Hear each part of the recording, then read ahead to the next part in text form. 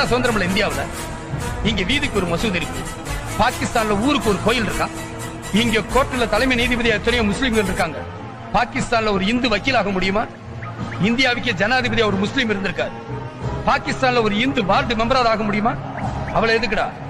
100 கோடி பேரை ரெப்ரசென்ட் பண்ற இந்தியன் கிரிக்கெட் டீமுக்கு கேப்டனா ஒரு முஸ்லீம் இருந்திருக்காரு.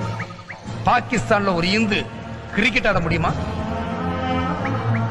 இந்தியாவோட பாதுகாப்புக்காக அணுகுண்டு தயாரிக்கிற அப்துல் கலாம் ஒரு முஸ்லிம். சாரே ஜஹான் சே அச்சா ஹிந்துஸ்தான் ஹமாரான் பெருமையா பாட்டு எழுதினவர் ஒரு முஸ்லிம். யார் ஆட்சிக்கு வந்தாலும் அரசு பொறுப்புல உட்கார வைக்கிற பாத்திமா பீவி ஒரு முஸ்லிம். காலம்பூரா உயிருக்கு மேல நான் நேசிக்கிறேன் நண்பர்கள் எல்லாம் முஸ்லிம்கள். இங்க யாரும் மதங்களை பாக்குறது இல்ல, மனுஷங்களை தான் பார்க்கணும்.